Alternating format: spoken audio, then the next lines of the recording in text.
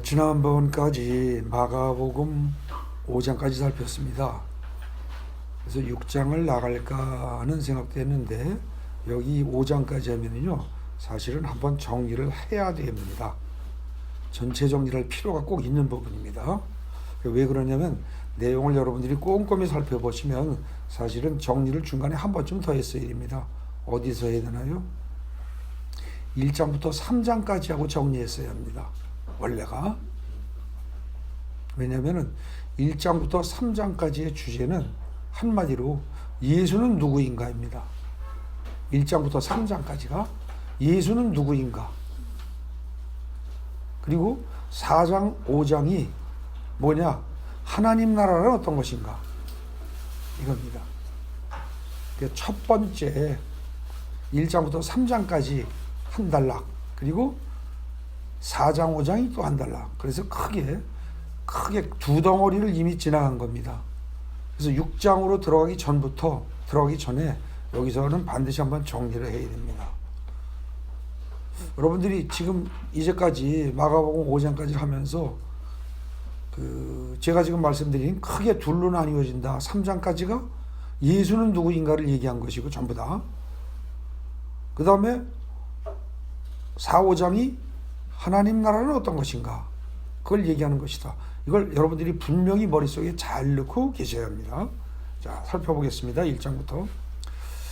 여러분들 성경책 1장 부분을 펴놓으십시오. 펴놓고 소제목과 함께 본문을 쭉 이렇게 보시면서 제 말씀을 들으시면 좋겠습니다. 1장에 보면 맨 처음에 복음을 전파하고 세례를 받으시고 갈릴리에서 복음을 전파하시다, 어부를 부르시다, 더러운 귀신 들린 사람을 고치시다, 이렇게 쭉 나갑니다. 근데 여기 이야기는요 아주 간단히 줄이면 그겁니다. 맨 첫 단락에 1절부터 나오는 얘기는 뭐예요? 이사야 이야기가 나옵니다. 네. 그러면서 이제 쭉 얘기가 나오는 게 이게 뭐냐면은 예수는 구약 성경에서 이미 이사야서를 비롯한 선지자들의 글에서 이미 예언하신 분이라는 거예요. 오시기로. 이미 오래전부터 예언된 분이고, 그 다음에 세례 요한 얘기가 나오는데 거기서 뭐라고 그래요? 나는 그분의 신발끈을 풀기도 감당하지 못할 사람이다. 이런 얘기를 합니다. 그럴 만큼 예수하고 자기하고는 비교가 안 될 만큼 예수는 대단한 분이다. 라는 얘기를 하면서 나는 너에게 물로 세례를 주면 그분은 오시면 너에게 성령으로 세례를 주실 것이다. 이럽니다. 근데 성령으로 세례를 받아본 사람이 아무도 없기 때문에 이게 무슨 뜻인지 우리는 잘 모릅니다. 그죠? 그런데도 불구하고 어쨌든 성령으로 세례를 줄 것이다. 그러니까 대단한 분이시라는 거죠. 네. 그 다음에 세례를 받으신 얘기가 나옵니다. 세례를 받는데 그래서 1장의 첫 단락에서는 보면은 구약에서도 예언을 하고 그 당시에 최고의 선지자로 알려진 세례 요한이 이토록 자기를 낮춰가면서 예수를 대단하게 이야기를 했네? 그럼 이 허풍인가? 그거 믿어도 돼? 이런 생각을 아직 할 수 있습니다. 그죠? 그런데 그 다음 단락, 둘째 단락에 보면 예수께서 요단강에서 세례를 받으실 때 하늘이 갈라지고 성령이 비둘같이 내려오고 하늘로부터 소리가 들린다. 너는 내 사랑하는 아들이다 소리가 들렸대요. 근데 이 부분을 읽어보면 그렇게 말이 나오는데 이걸 믿을 수가 있어? 누가 봤단 말이야? 누가 들었단 말이야? 그러면서 여전히 하늘이 인정을 했다는데도 의심이 생깁니다. 그러면서 우리는 성경의 이 부분까지 읽을 때 이거 성경이 조작된 거 아니야? 부터 해서 온갖 의심을 아직까지 다 할 수가 있습니다. 그 다음에 시험을 받으신 얘기가 나오는데 시험을 받으신 얘기가 나오면서 뭐라고 그래요? 광야에 40일 계시면서 사탄에게 시험을 받으셨다고 그러는데 아니 1장 1절에 하나님의 아들이라면서 사탄에게 시험을 받는 게 말이 돼? 이런 생각이 들 수가 있습니다. 그죠? 그런데 그럼에도 불구하고 거기 뭐라고 하냐? 천사들이 수종 들었다고 합니다. 그러면 천사들이 수종을 든다? 천사들이 수종 든다. 이 정도쯤 되면 천사보다 높은 분이네요. 그죠? 그럼 천사보다 높은 분이면 누구다?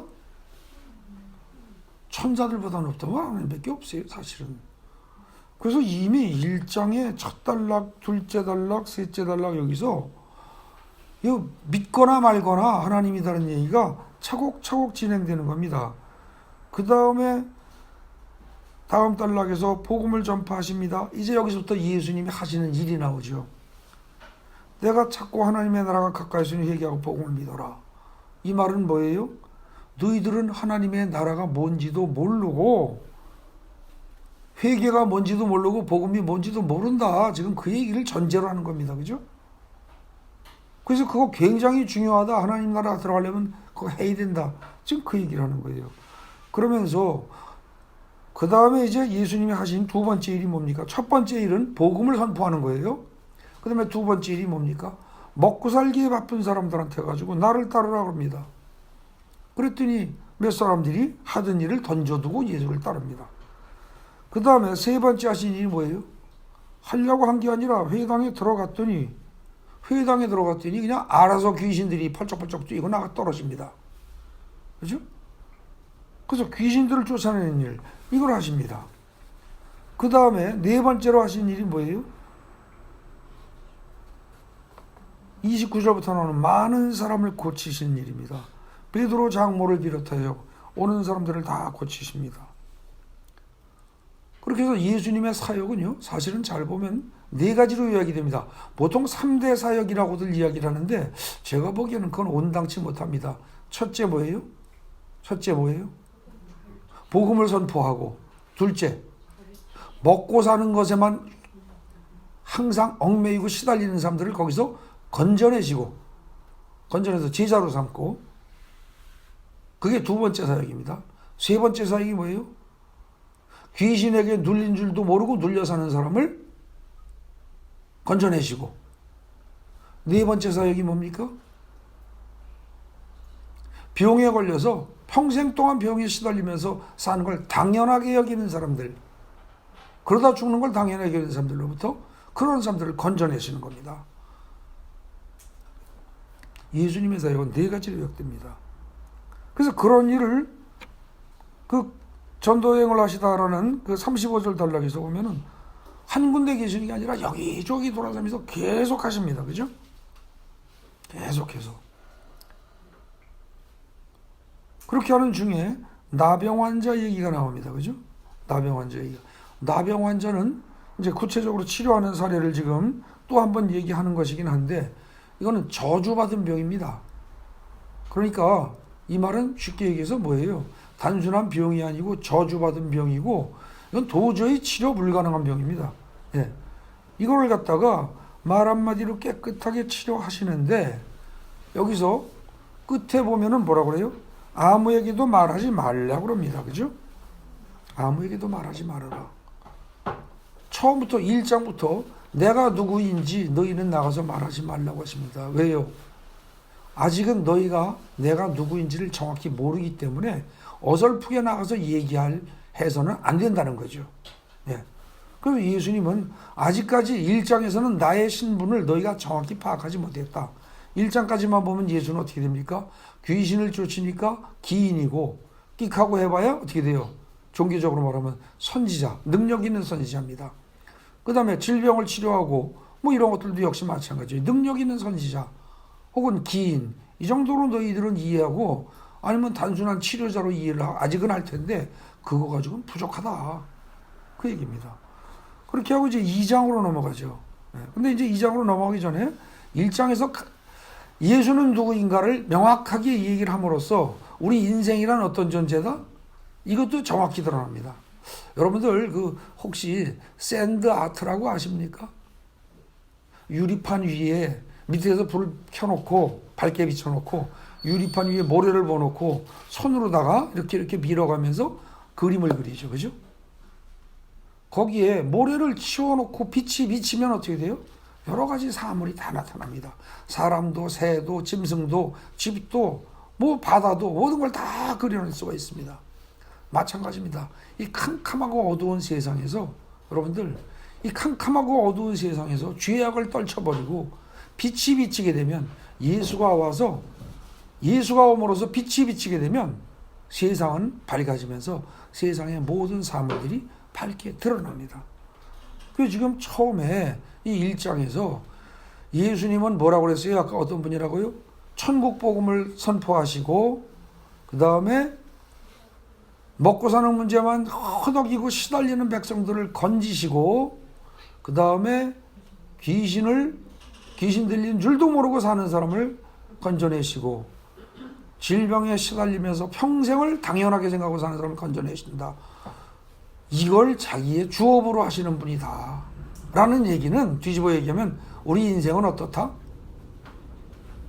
천국이 뭔지 하나님 나라가 뭔지도 수제 모르고 그죠? 있는 줄도 모르고 그저 먹고 살기에만 급급하고 자기도 모르게 귀신에 눌려서 살면서 질병에 시달리고 평생을 그러고 살면서 그걸 당연하게 여기고 그것이 인생이지 하고 살다가 맥없이 가는 그런 멍청한 어리석은 존재다. 그 얘기입니다. 어떻습니까? 이 1장에서 예수는 누구인가와 더불어 우리는 인간들이란 어떤 존재인가가 이걸 아주 간단하게 요약해서 얘기를 하고 있습니다. 그 다음에 이제 2장을 보면은요.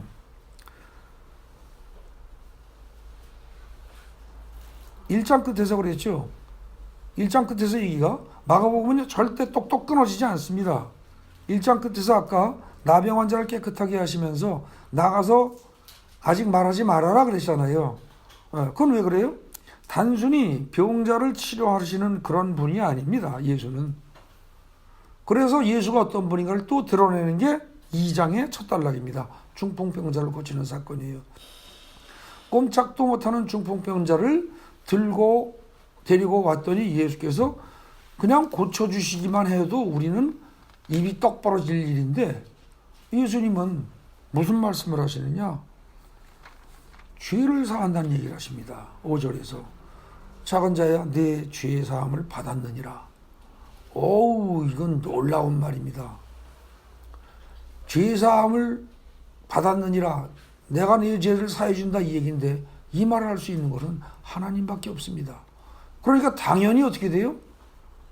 그 당시에 가장 똑똑하고 신학적으로 가장 많이 알고 하던 바리새인들 서기관들이 열이 치밀 수밖에 없죠.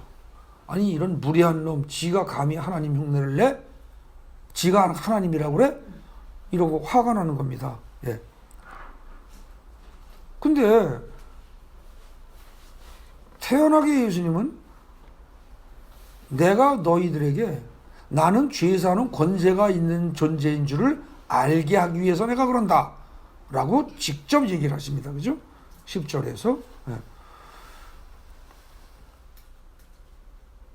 그러고서 그냥 일어나서 산 가지고 가라 그랬더니 이게 치료가 다 돼버려서 멀쩡하게 들고 가네요. 침상을.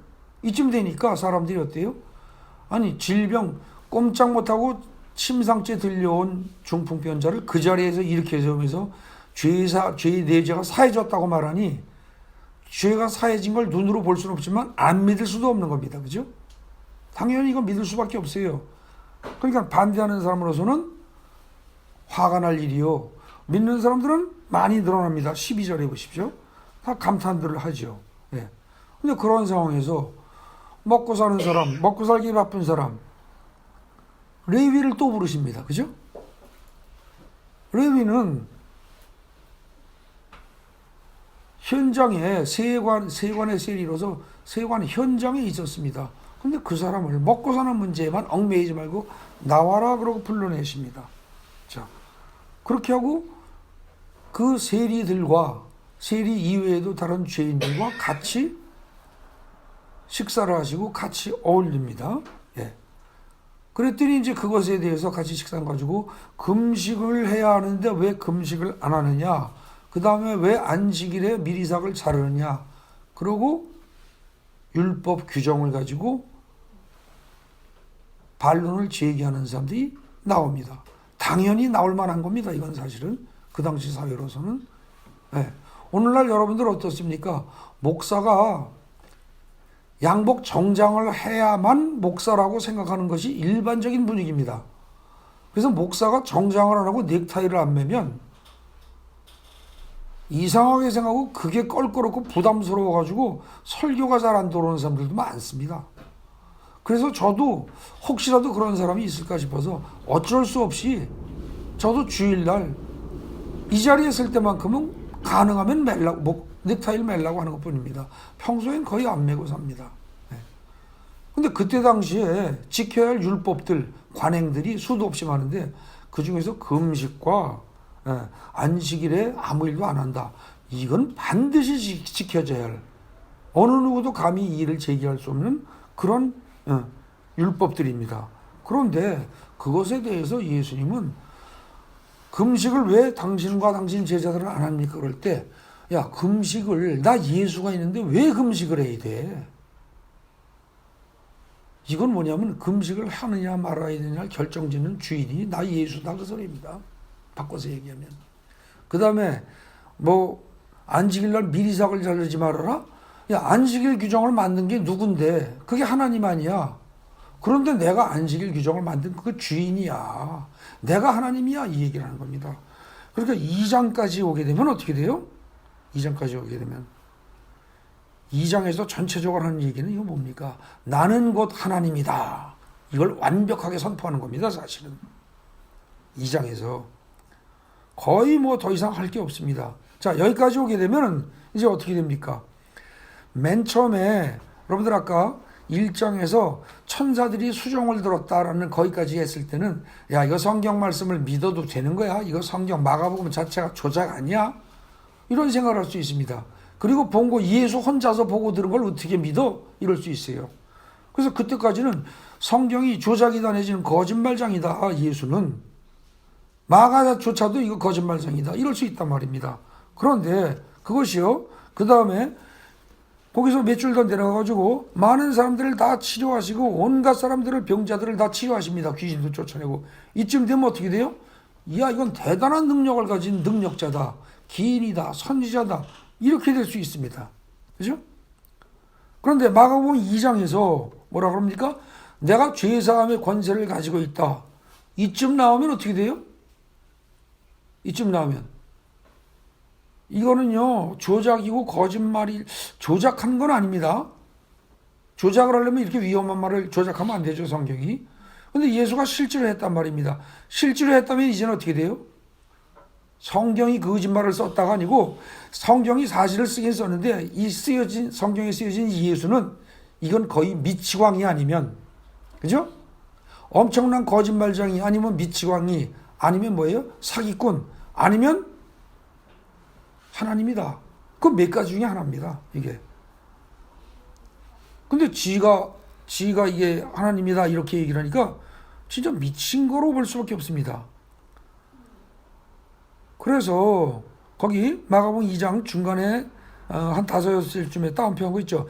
죄사함의 권세를 가지고 있고 죄인을 구원하시고자 와서 죄인들을 실제로 구원하고 또 금식이나 안식일 등과 관련해서도 내가 곧 주인이다 라는 이 말은 예수가 곧 하나님이라는 말이에요. 이 말을 한다는 건 이건 어떻게 돼요? 저게 완전히 미쳤지 이렇게 보거나 아니면 어떻게 돼요?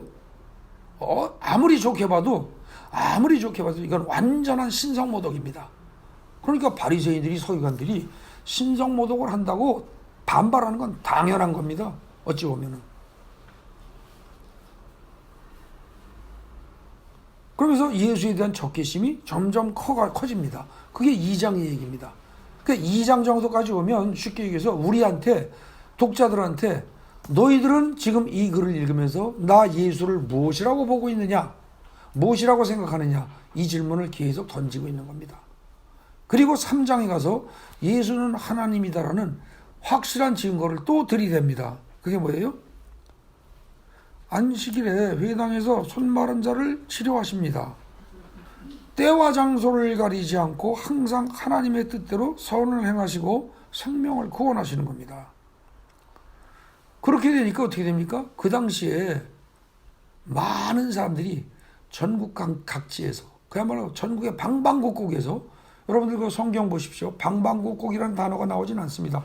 근데 그때 거기서 어디 하고 지명이 나옵니다. 그 지명을 다 아주 쉽게 얘기하면 그 지명이 중요한 게 아니고 그건 전국의 방방곡곡에서 그 말입니다. 거기서 사람들이 다 모여듭니다. 전부 다.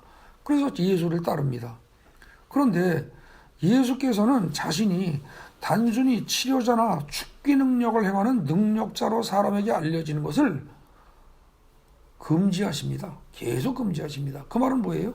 너희들은 아직까지도 내가 하는 행동을 보고 나를 단순한 치료 능력이 있는 자, 기인, 선지자, 축기하는 능력이 있는 자, 혹은 그런 정도로 이해하는 거 절대 부족하다는 겁니다. 네. 그러면서 12제자를 세우십니다. 여러분, 이거 아무것도 아닌 것 같지만 신학교를 나오고 요즘 목사 안수를 받은 사람이 신학교를 나와서 공부하고 목사 안수를 받지 못한 경우에 전도사들도 오늘날 우리 사회에서 예배가 끝나고 축도를 못하게 하는 것이 오늘날 우리의 일반적인 분위기입니다. 그런데 예수는 신학교 근처도 안 간 사람입니다. 요즘식으로 말하면.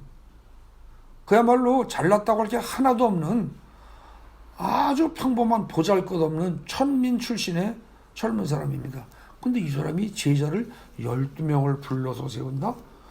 이건 정말 대단한 일입니다. 우리가 보기엔 당연한 것 같지만 쉬운 일이 아닌 거죠.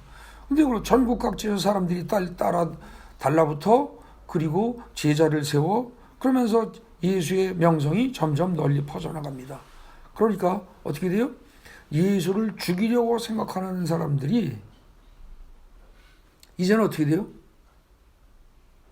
예수를 인정할 수는 없고, 그러니까 예수를 뭐라고 표현하느냐?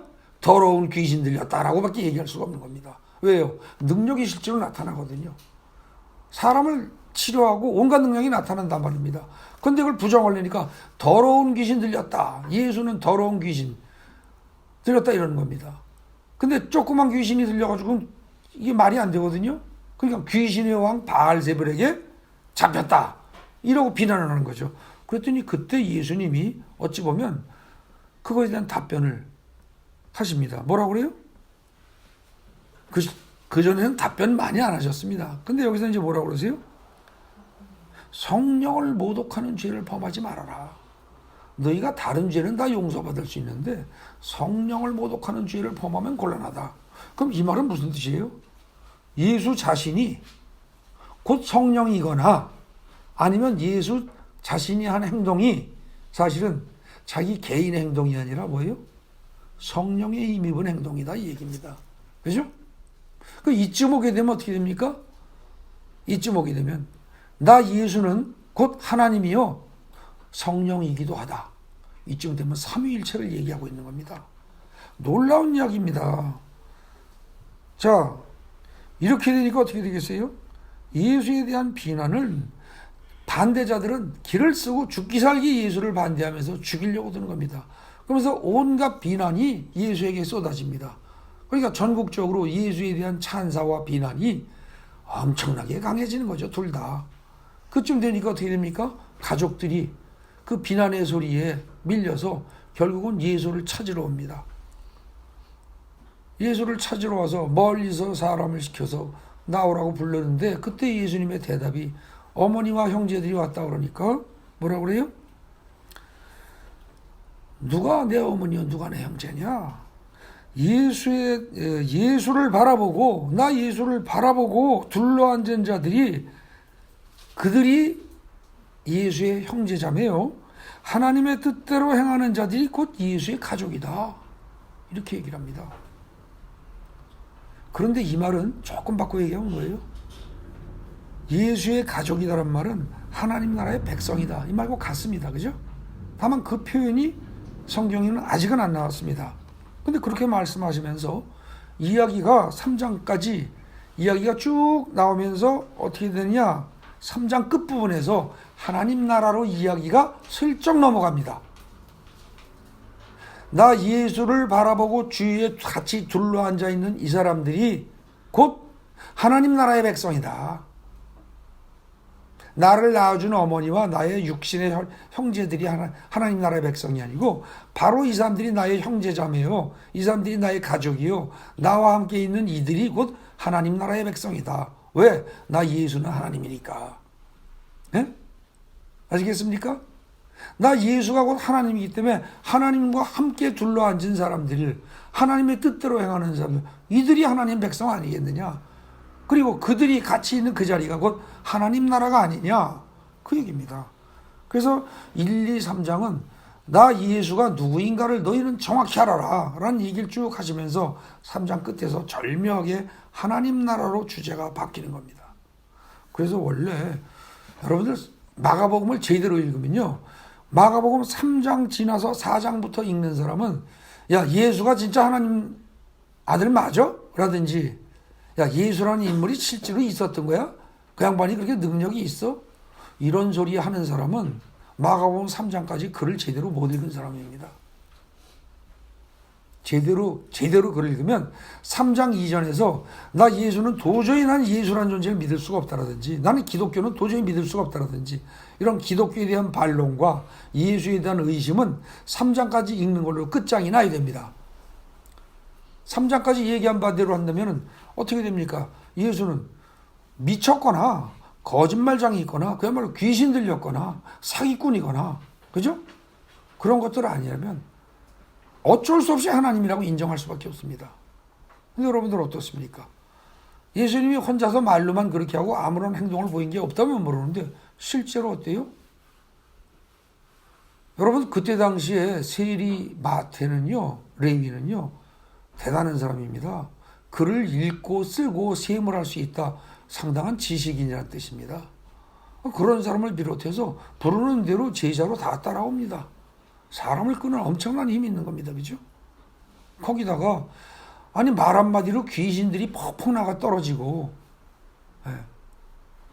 그 다음에 잘났다고 하는 바리새인과 서기관들이 학문적으로 이론적으로 빠삭하다는 그들이 집단적으로 와서 꼬투리를 잡아도 한 번도 걸리지 않고 그들을 다 논리적으로 다 격파를 해버립니다. 그러면서 귀신을 쫓아내 그 다음에 온갖 기사와 이적을 당하면서 여러 수없이 많은 사람을 치료해. 이게 눈에 보이는데 그러면서 본인이 얘들아 사실은 내가 하나님이야 라는 얘기를 하시는데 계속 합니다 그거를. 근데 여기까지 와서 우리는 4장으로 넘어가기 전에 사실은 정말로 예수는 하나님의 아들이 맞는가? 정말로 하나님인가? 이거를 사실은 깊이 생각해야 한다는 겁니다. 여러분들도 오늘 이 시간을 기점으로 집에 가서 혹시 그게 의심스러운 사람이 있으면 깊이 생각해 보시기 바랍니다. 그래서 정말로 예수가 3장까지를 꼼꼼히 읽어보니까 정말로 곧 하나님이요. 예수가 주장하듯이 죄사함의 권세를 가지고 안식일에도 주인이며 그죠?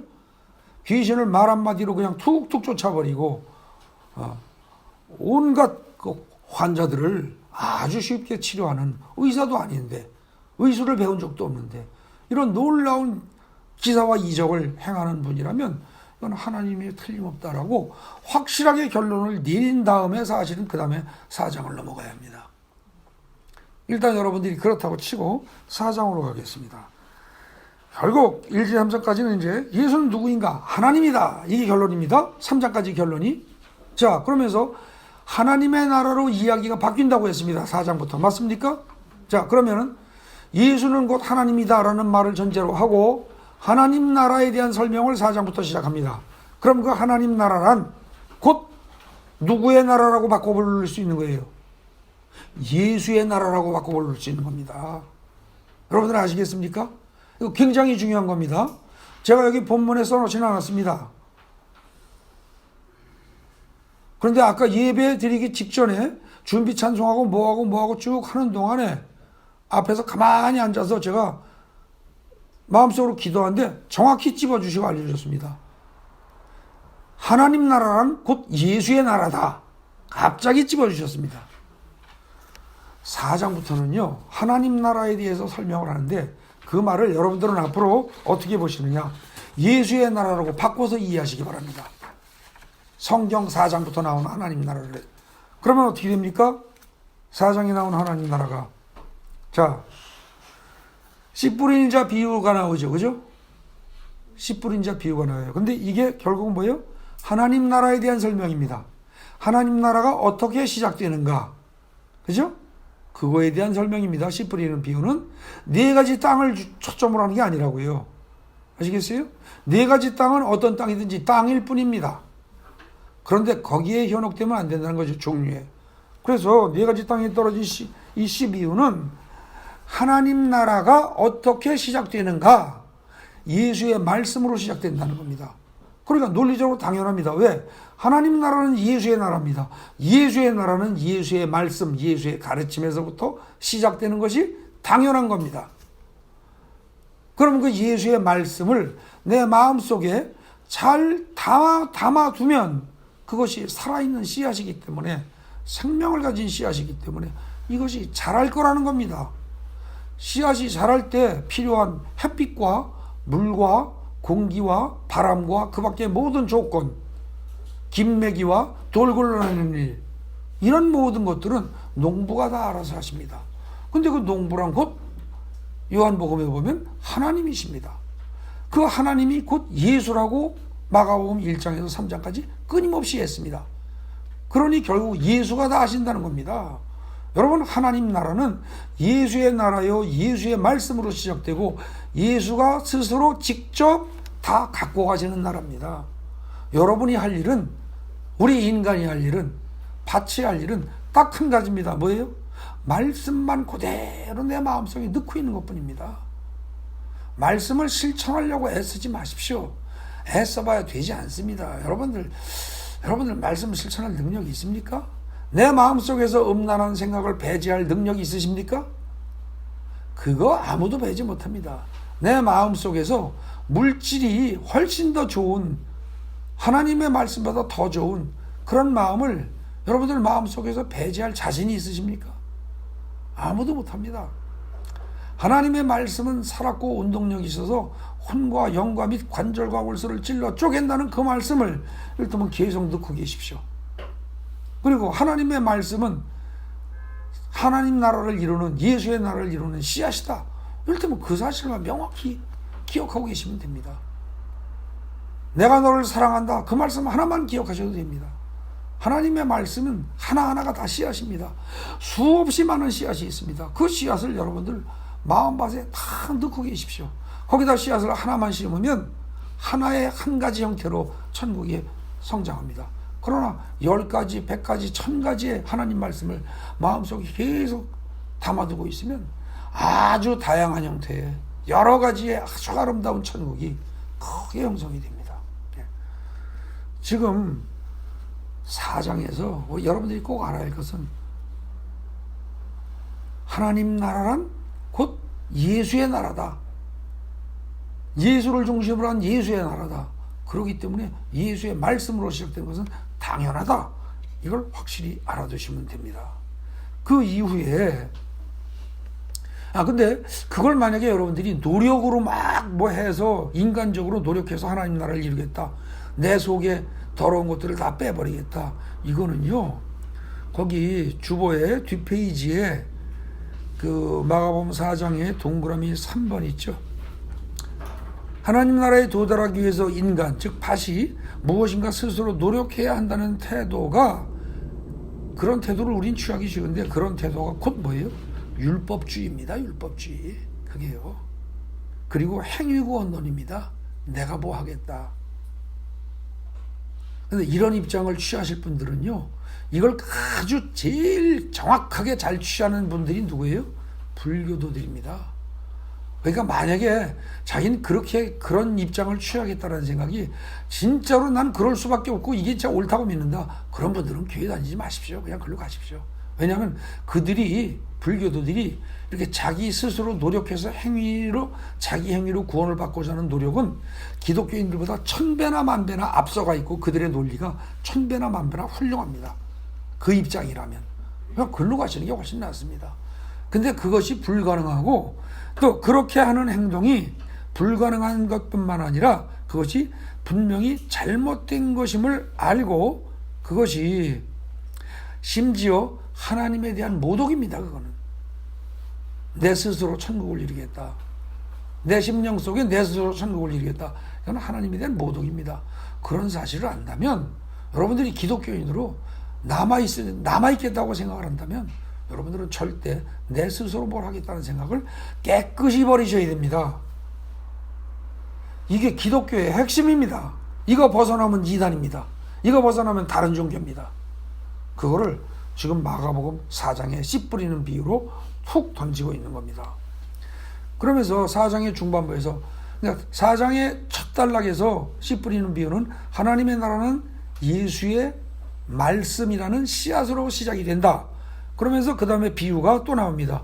등불 비유, 자라는 씨 비유, 겨자씨 비유. 그죠? 그 세 개의 비유는 뭡니까? 하나님의 나라, 예수의 나라는 등불과 같아서 너희가 어둠 속에서 살고 있는 그 상태를 벗어나게 해준다는 거죠. 빛을 비춰줌으로써. 그죠? 그런데 그 등불을 만약에 가져오는 사람이 말이나 무슨 뭐 책상 같은 거, 장롱 같은 거 속에다 넣고 밑에 넣고 그러지 않잖아요. 등경 위에 두는 것처럼 나 예수도 하나님 나라, 이 예수의 나라를 가지고 와서 너희들에게, 모든 사람에게 빛이 비춰지듯이 너희들에게 이걸 보여주고 싶은데, 그런 것이지 이거 뭐 비유를 통해서 함으로써 숨기려고 드는 거 아니다. 예, 그 얘기를 하십니다.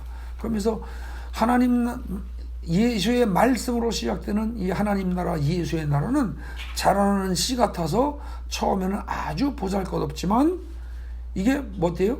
어떻게 자라는지 언제 자라는지 모른다는 거예요. 그런데 그것은 이내 눈에 보이게 자라난다는 겁니다. 그리고 겨자씨 같아서 어때요? 처음에는 아주 미약하게 눈에 비지도 않을 정도로 작아 보이지만 그 다음에는 엄청나게 크게 커가지고 새들이 와서 깃들 정도가 된다. 하나님 나라는 그런 것이다. 그래서 하나님 나라의 특징을 세 개의 비유로 이야기를 합니다. 그리고 그 다음에 어떻게 됩니까? 풍랑을 잔잔하게 하시는 사건 이야기가 나오죠. 그죠? 풍랑을 잔잔하게 하시는 사건. 근데 이거는요, 성경의 표현대로 할 것 같으면 큰 광풍을 고요하게 만드는 사건입니다. 그런데 이게 큰 광풍이란 곧 뭡니까? 깜깜한 밤에 미친 듯이 불어오는 비바람. 그래서 배에 물이 가득 차서 죽게까지 생긴 상황. 그것이 여러분들 오늘날 인생 살면서 괴롭고 답답한 여러분들의 심정이요, 여러분들의 상황 아닙니까? 근데 그런 답답하고 어려운 현실과 그런 심정을 어떻게 해요? 예수님은 한마디 말씀으로 고요하게 만들어 버리십니다. 고요하고 편안한 나라. 그래서 두려움도 없고, 아까 예수의 제자들은 풍랑 속에서 두려웠습니다. 죽을까 두려웠습니다. 근데 죽음에 대한 두려움도 하나도 없고 모든 것이 편안하고 모든 것이 고요한 나라. 그게 곧 하나님 나라요. 그게 천국이요, 하나님 나라요. 그게 곧 예수의 나라입니다. 그렇기 때문에 4장의 마지막 단락에서 하는 얘기는 뭡니까? 결국은 풍랑을 잔잔하게 하시는 이 사건은 더럽고 지저분하고 힘들고 고생스럽고 항상 불안하며 고통스러운 죄악의 이 세상을 평안하고 고요하고, 그죠? 죽음에 대한 두려움도 없이 그런 하나님 나라로, 예수의 나라로 바꾸시는 분은 누구다? 오로지 예수 한 분이다 이겁니다. 오로지 예수 한 분이다. 그래서 4장에서 했던 모든 얘기를 다시 한번 요약 정리하는 겁니다.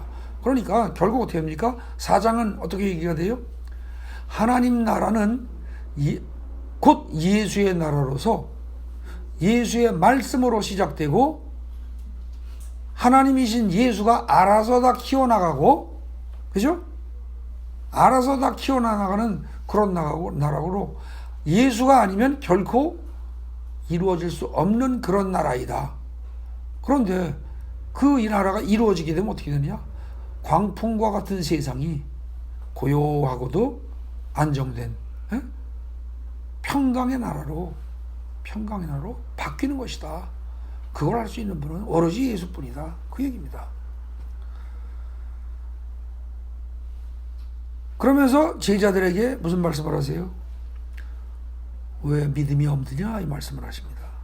여러분들 거기 주보 요약한 거 뒷페이지에 중간쯤에 3번 큰 광풍을 평안의 나라로 바꾸신 예수, 거기서 붉은 글씨 보이시죠?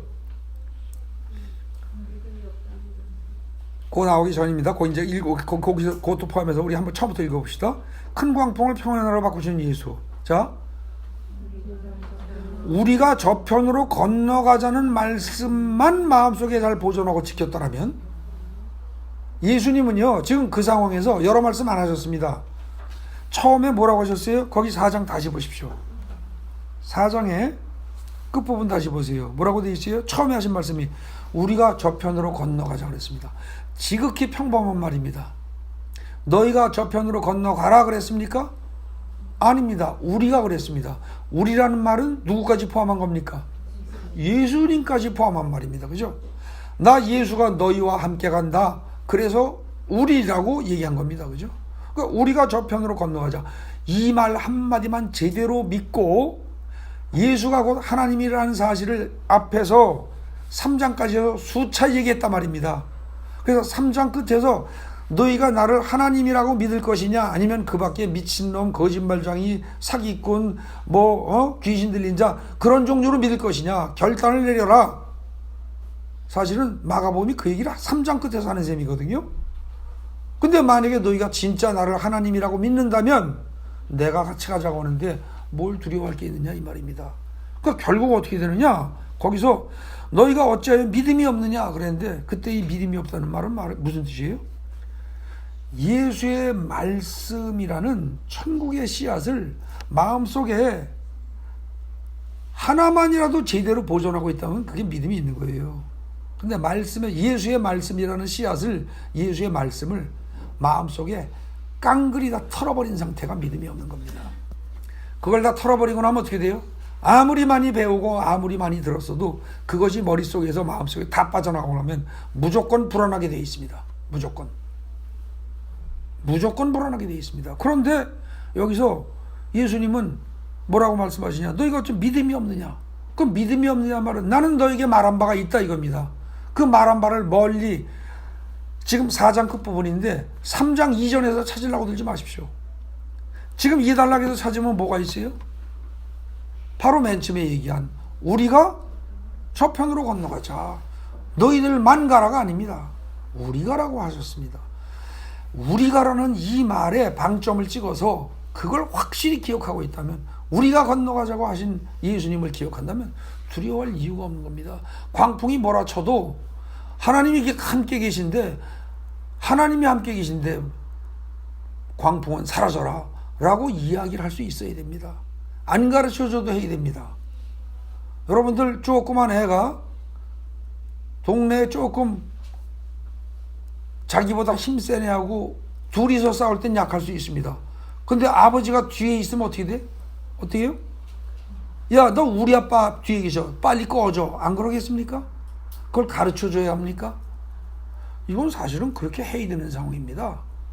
그런데 그 생각을 전혀 못하고 제자들은 두려워서 벌벌 떠는 거죠. 그죠?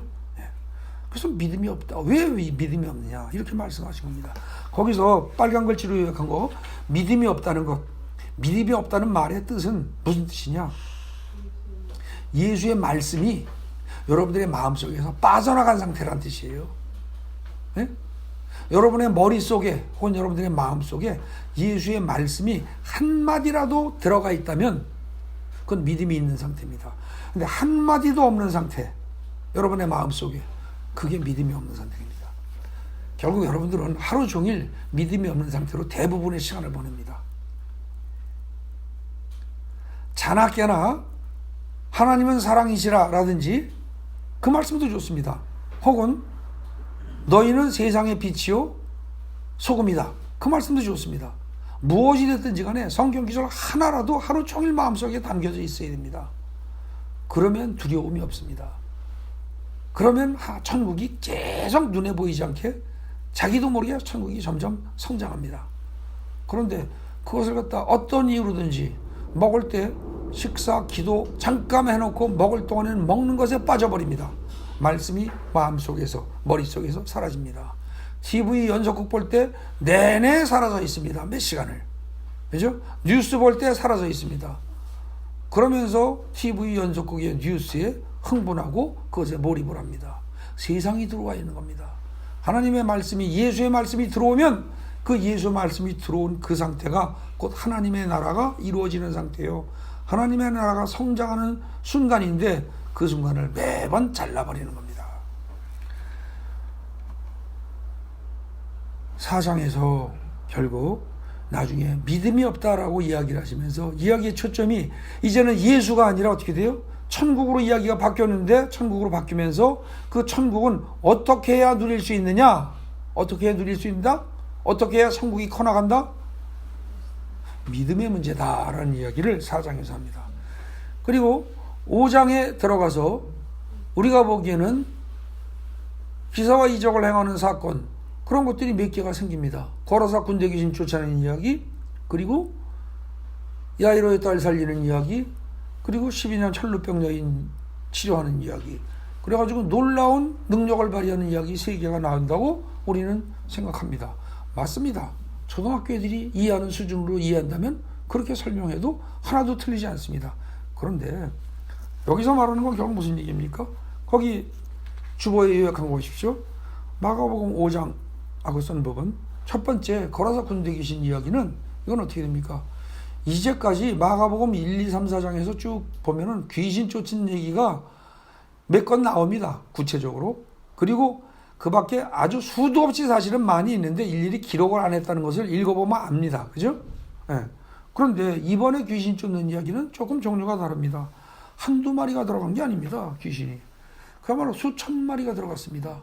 군대 귀신이라고 할 때 군대가 6천 내지 10,000명을 지칭하는 것이라면 이 귀신이 6천 마리 내지는 10,000마리가 기어 들어갔다는 얘기입니다. 한 사람한테. 그런데도 그렇게 많이 들어간 귀신들이 어떻게 돼요? 예수의 조용한 말 한마디에 그냥 전부 다 박살이 나서 도망을 갑니다. 나오라고 노골적으로 얘기하신 적도 없습니다.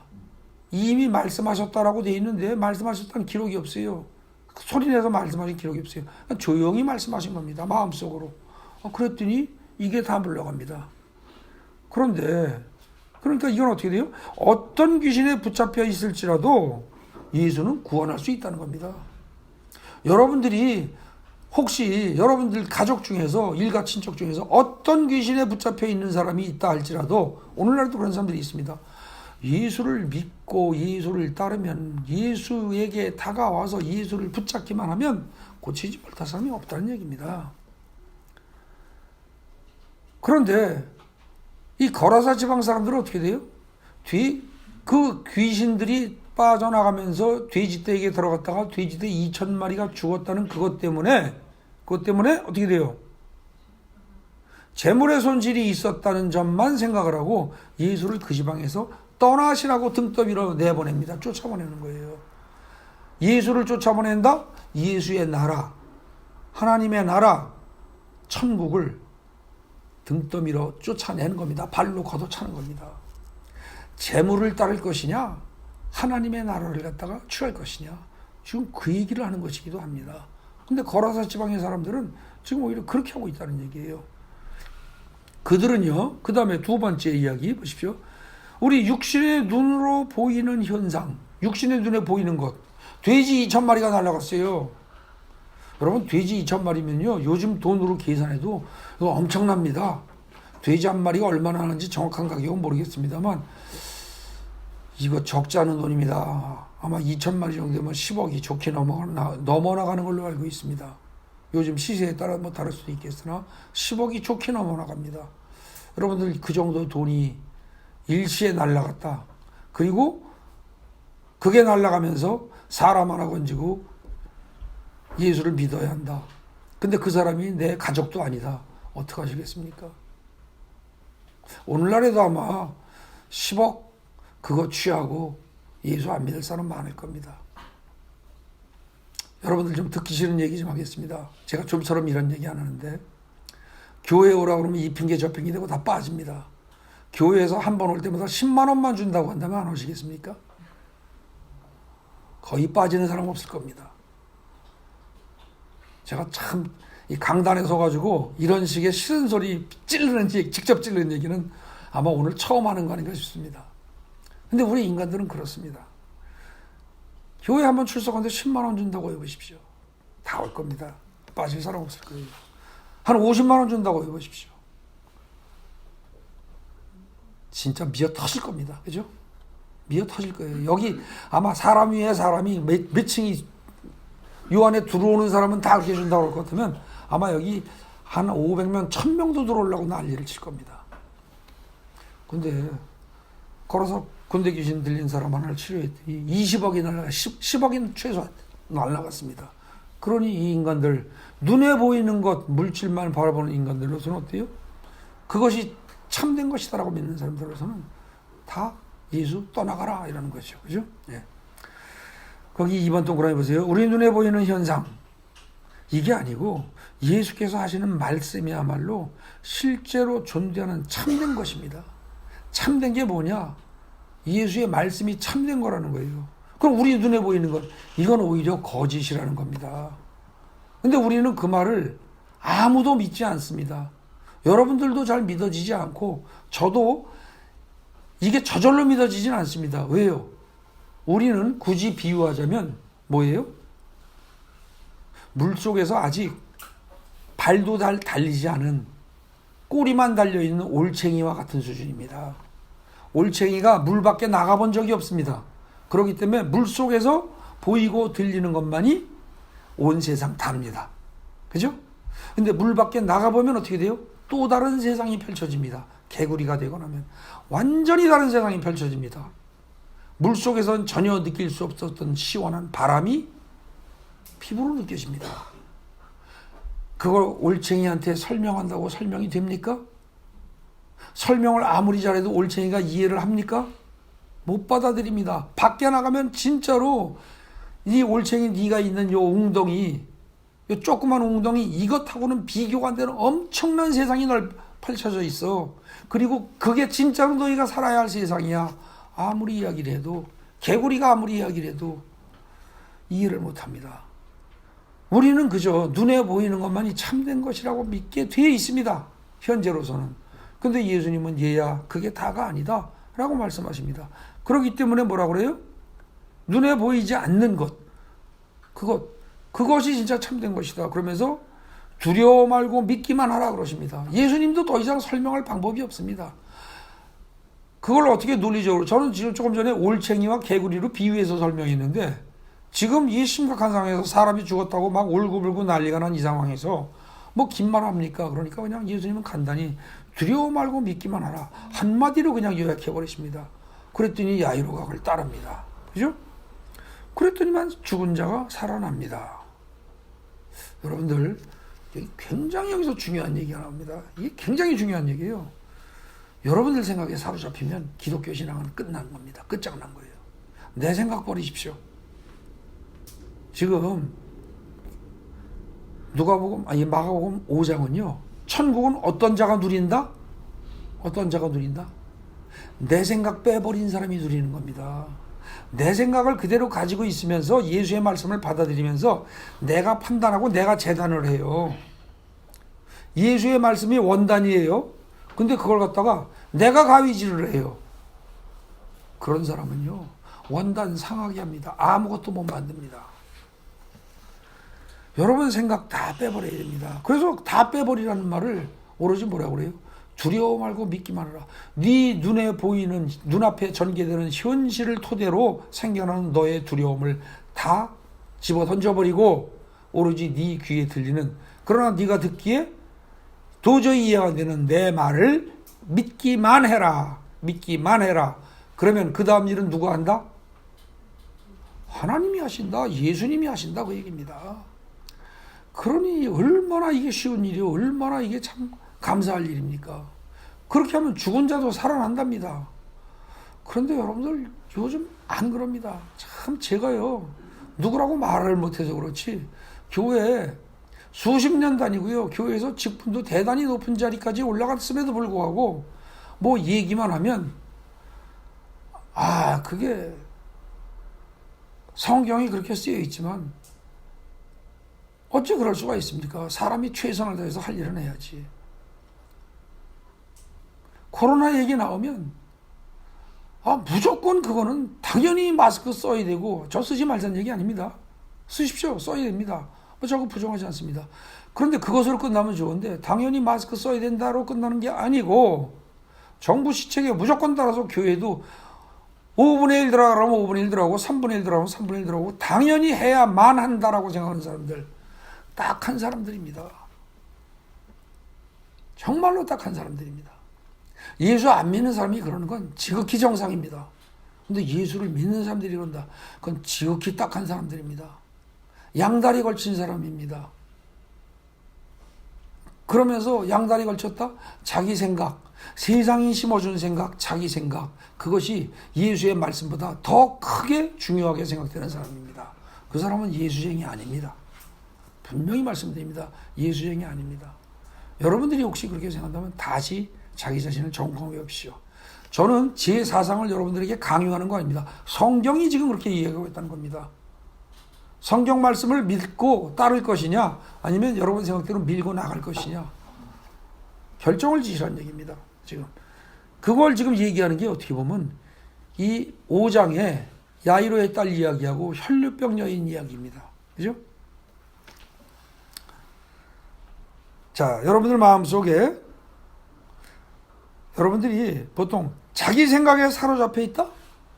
그런 사람은 끝장난 겁니다. 예수쟁이 못 됩니다. 자기 고집 강한 사람 교회에 못 나옵니다. 자기 고집 강한 사람, 자기가 똘똘하고 자기 판단이 옳다고 믿는 사람, 그러면서 내 판단이 내 고집이 아니야. 세상이 원래 그렇고 이성적으로 따져봐 그런 거 아니야? 그리고 이성보다 영성을 더 우위에 두는 사람, 이 사람들 예수 못 믿습니다. 그러면 예수님의 은혜는 끝장입니다. 예수님 나라, 하나님 나라, 천국은 끝난 사람들입니다. 잘 생각하시기 바랍니다. 교회 평생 다니고 이 세상에 살면서 하나님 나라 체험도 못 해본 상태에서 죽은 다음에라도 가면 좋은데, 죽은 다음에 교회 평생 다니고 죽은 다음에 지옥 가실 분들 생각보다 많을 수 있습니다. 심각히 생각해야 합니다. 자, 거기 주보에 그 2번 요약한 거 끝부분 좀 보십시오. 내 머릿속에, 내 마음속에 내 생각이 가득 차 있는가? 아니면 예수의 말씀이 가득 차 있는가? 나는 과연 내 생각대로 움직이며 살아가고 있는가? 아니면 예수의 말씀대로 움직이며 살아가고 있는가? 내 생각대로 움직이며 살아가고 있다면 그 내 생각은 세상으로부터 온 겁니다. 여러분들은 세상 나라 백성입니다. 근데 예수의 말씀이 가득 차 있다. 그러면 뭐예요? 예수 나라의 백성입니다. 하나님 나라 백성입니다. 천국 백성이란 뜻입니다. 여러분들이 나는 구원 받았어요? 안 받았어요? 일일이 물어볼 거 없습니다. 오늘 본문을 근거로 여러분들은 답 나왔습니다. 오늘 하루를 사는 동안에도 여러분들은 천국 백성이 됐다가 하나님 나라 백성이 됐다가 세상 나라의 백성이 됐다가를 왔다 갔다 얼마든지 할 수 있습니다. 얼마든지 할 수 있어요. 육신은 그냥 있으되 영의 세계란 그 왔다 갔다가 하루에도 수천 번, 수만 번 왔다 갔다 할 수 있는 겁니다. 하루 종일 24시간 하나님 나라에 사는 사람은 없습니다. 그러긴 하지만 여러분들이 하루 24시간 중에 하나님 나라의 백성으로서 살아가는 시간이 하루에 5분, 10분도 채 안 된다면, 1시간도 안 된다면 나는 하나님 나라의 백성이다라고 정말 말할 수 있는가? 내가 죽으면 천국 갈 거라고 정말 믿을 수 있는가? 여러분들 스스로가 대답하실 수 있을 겁니다. 여러분 그 자기 스스로라는 그 질문에 대해서 자신 있게 대답할 수 있는 여러분들이 되시기 바랍니다. 그 다음에 마지막에 혈류병 여인 얘기 봅니다. 혈류병 여인은요, 예수의 말씀을 들은 적도 없고요, 직접 들은 적도 없고 예수에게 감히 다가갈 엄두도 못 낸 사람입니다. 근처에도 못 갈 거라고 생각하는 사람입니다. 근데 그런 그가 예수의 존재 자체를 그냥 믿고 들어가는 겁니다. 그러니까 예수님 몸에 손을 대는 게 아니라 손끝에만 손을 대도 어떻게 돼요? 손끝에만 손을 대도 날 거라고 생각을 합니다. 그죠? 예수의 존재 자체를 아주 통째로 받아들이되 털끝만치도 의욕이 없는 겁니다. 그렇게 되면 예수님이 거라사 군대 귀신 쫓을 때는 어땠어요? 조용히 속으로 더러운 귀신들아 나가라 라고 하셨을 겁니다. 그죠? 그런데 지금 이 혈류병 여인 이야기에서는 어떻게 돼요? 예수님도 모르는 사이에 여인이 와서 손을 대고 병이 났습니다. 예수님의 말씀 한마디조차도 필요 없다는 뜻입니다. 예. 그러고도 병이 나을 수 있다는 얘기입니다. 여러분들 4장의 마지막 단락하고요 5장의 마지막 단락하고 잘 비교해 보십시오.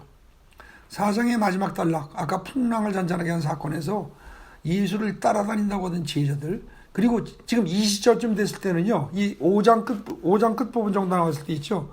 여기는 시기적으로 학자들이 연구한 바에 하면 예수님이 사역을 2년 정도 하실 때입니다. 2년이 끝나갈 때예요. 그럼 예수를 2년씩 따라다닌 제자들도 말씀 한마디를 마음속에 집어넣지 못해서 실패를 합니다. 그죠? 그런데 이 혈루병 여인은 어떻게 돼요? 이거 지금 이방 지역 땅입니다. 거기서 지금 이 여인이 예수님 말씀 한마디도 듣지 않고 병이 치료가 됐다. 이 여인은 어떻게 돼요? 이거는 뭐 참 제자들을 부끄럽게 만드는 사람입니다. 그죠? 그럴 만큼 믿음이 좋은 거예요. 이 두 개를 비교해 보십시오. 이방인이냐 아니냐, 남자냐 여자냐. 그때 당시에 여자들은 또 사람 수에 치지도 않았어요. 그죠? 사람 수 쉬면은 남자들만 쉬었으니까. 남자냐 여자냐, 이방인이냐 아니냐, 혹은 뭐 제자냐 아니냐, 학식이나 재산이, 학식이 많으냐 적으냐, 재산이 많으냐 적으냐, 이런 건 아무 의미가 없습니다. 예수님한테는 진짜 아무 의미가 없어요. 여러분들이 글씨를 모를 수도 있고요, 성경 기절 하나를 제대로 암송을 못할 수도 있습니다. 성경을 줄줄줄 해설 못하고 설교 못할 수도 있습니다. 근데 중요한 건 뭐예요? 믿음이 있느냐 없느냐. 이것만이 유일하게 중요한 문제입니다. 유일하게. 그죠? 자, 과연 여러분들은 지금까지 무엇을 중요하게 생각하고 살고 계십니까? 무엇이 중요합니까? 내 인생에서 제일 중요한 게 무엇입니까? 지금 5장까지 그 얘기를 하고 있습니다. 결국 1, 2, 3장에서 예수는 누구인가? 아무리 따져봐도, 아무리 생각해봐도 3장까지 이야기를 살펴보면 예수는 하나님임을 인정하지 않을 수가 없다. 그런데 하나님임을 인정한 다음에 4장부터 읽어보니까 하나님 나라는 어떻게 된다? 예수의 말씀으로 시작되고 예수가 모든 것을 관리함으로써 이루어지는 것인데, 그죠? 예수가 농부가 돼서 다 이루어지는 것인데, 그 하나님 나라를 내 것으로 만들기 위해서는 오로지 뭐다? 말씀이라는 씨앗을 내 속에 잘 보존하고 잘 지켜두는 것, 그것만 우리가 하면 된다. 그리고 그걸 가장 잘 소문으로 풍문으로 듣고서도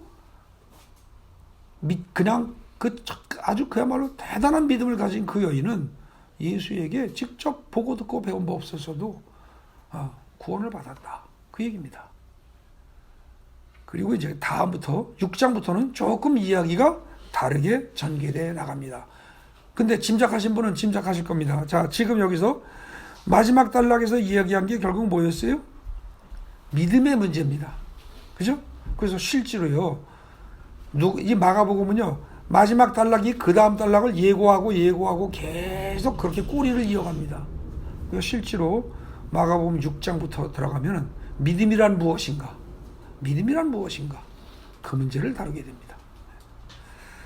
여러분들 부디 오늘 살핀 마가복음 5장까지의 내용을 잘 이해하시고, 여러분들 마음속에서 예수는 정말 하나님의 아들이요 하나님이다라는 사실을 진심으로 영혼 깊은 곳에서부터 믿어지는 여러분 되시기 바랍니다. 그게 믿어지고 나면은요, 사실은 그걸로 두려움도 없고요, 그 다음에 아무런 고민이 있을 게 없습니다.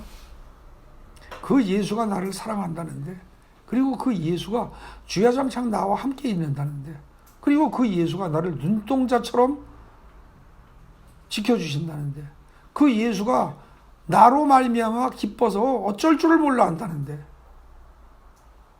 여러분들을 보배롭고 귀한 존재로 바라보신다는데 무엇이 문제가 되겠습니까? 그죠? 여러분들 부디 예수가 진정 하나님의 아들이요 하나님임을 믿으시고, 하나님의 나라의 백성이 되는 것은 예수의 말씀으로부터 시작돼서 예수를 그저 믿기만 하면 된다는, 그 말씀을 믿기만 하면 된다는 그 사실을 잘 기억하시고, 오늘 이 순간부터 하나님의 나라의 백성, 예수 나라의 백성으로 살아가는 여러분 되시기 바랍니다. 아멘. 참 좋으신 하나님 아버지 감사합니다. 감사합니다. 감사합니다.